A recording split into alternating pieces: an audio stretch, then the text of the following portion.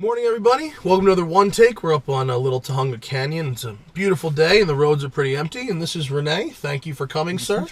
And this is Rene's Forester. Tell me about your car. It's pretty serious looking. Yeah, it's had quite a bit of work done to it. I originally started with a $4,000 budget, and that blew completely out of the water over 4 or 5 years. Yeah. But yeah, I'm really happy with it. So what kind of power are we talking about? 480 at the wheels. 480 at the wheel. Okay. So full bolt-ons, I imagine? Full bolt-ons. Are you running any weird fuel, E85 or anything? It's on E85 right now. It is, okay. All right. Well, this should be a lot of fun, I think. I like the idea of a fast Forester. Nice. That is very appealing to me. Sleeper status. You said you just lowered it. Just put on some sticky rubber. Okay. Oh, new tires. What'd you get? Pilot Sports. Yes. Super Sports. My man. Good tires. You've got a short throw shifter. Yep. And a fairly heavy clutch here. We've done a lot of Subarus recently. I just drove the new STI. Oh, yep. Grabby, but no worries. It's so funny because I feel very tall right now. Is my seat high up? Or yeah, it is high up because I'm a short guy. Yeah. All right, I'm lowering the seat. I actually feel I felt so high. All right. So yeah, the new STI has this really quick steering rack in it. That's pretty awesome. And then this has the older. Oh, wow, that's so grabby. Sorry. So many new clutches to get used to today. Oh my God. Every car I've driven today is so different that it's a little tricky. So yeah, the steering is very, very light, and you have to get like probably 90 degrees almost worth of wheel movement here in order to really start getting that thing loaded up. The new STI very, very quick on the steering rack department.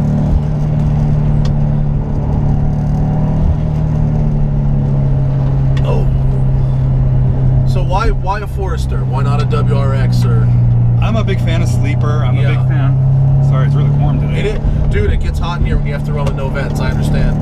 Yeah, so you're a fan of the sleepers. Fan of the sleepers. It was stock ride height up until last week. Yeah, and I knew that you could make a lot of power out of this motor. It's the 2.5, right? Yeah. So this was an XT. Right. Okay. It was the first, so they didn't make 6-speed transmissions. This year they only had automatics in the XT. Oh, so you did a swap? Yeah. Wow. All right. But it's not a full STI swap. It maintains the original XT motor. Oh, okay. Although I did crack a cylinder lining and I had to go with a STI short blocking. Oh, really? So it is an STI motor? Yeah.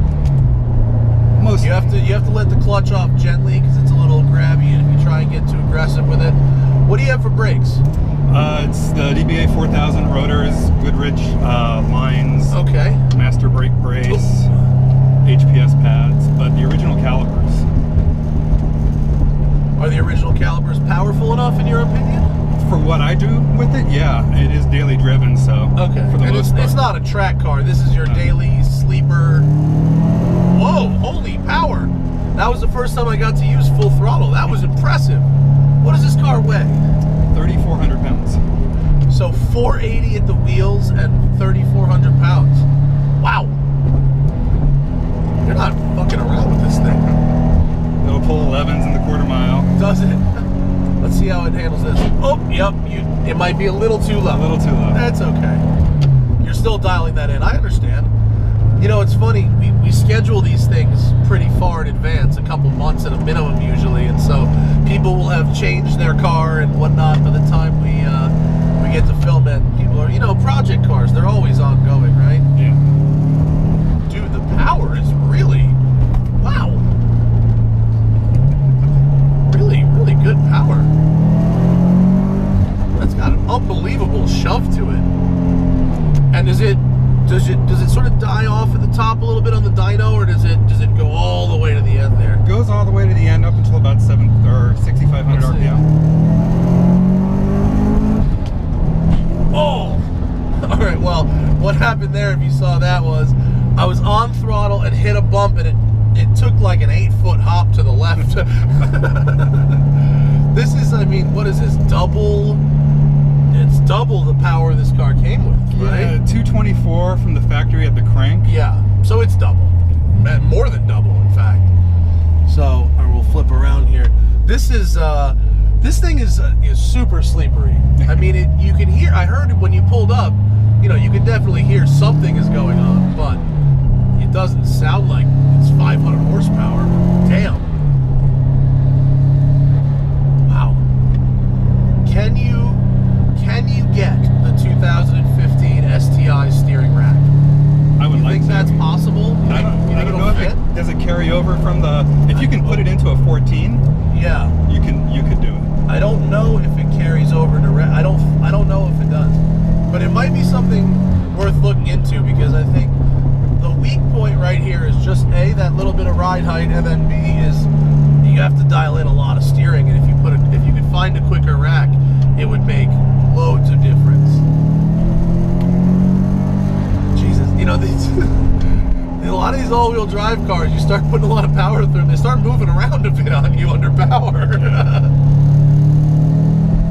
I drove a Evolution Motorsports Porsche Turbo that was like 1,500 horsepower, and if you hit boost, it went immediately 20 feet to the right. Wow. And it scared it was the scariest thing you can imagine. Anywhere but a runway, it's like you'll die.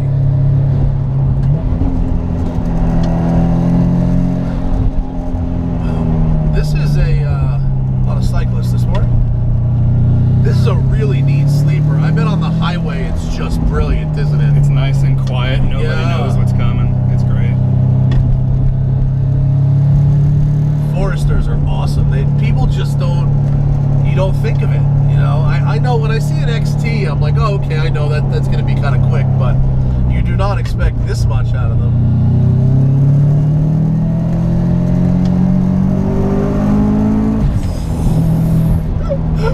This thing is sweet, dude.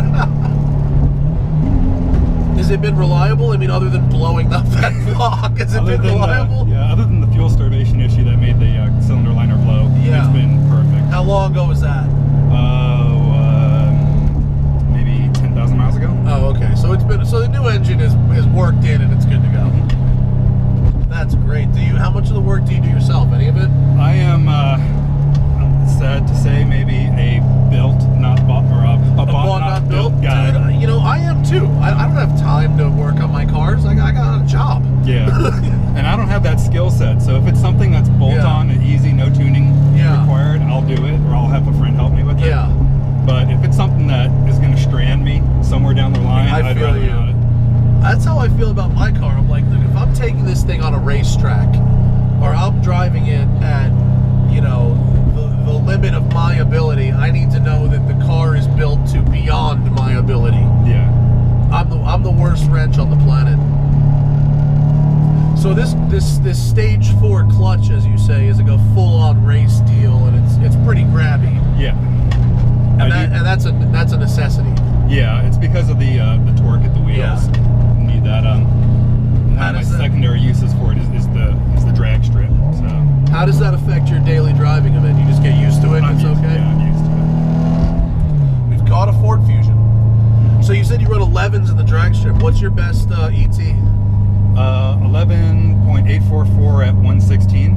11.84. Wow. But I had a bad clutch at the time. Yeah. And that was not with flat foot shifting or launch control enabled. Wow. So I'm assuming with no fuel starvation issues. Yeah. And the launch control. So you're 11.4, 11.5 capable. Yeah. At what trap speed?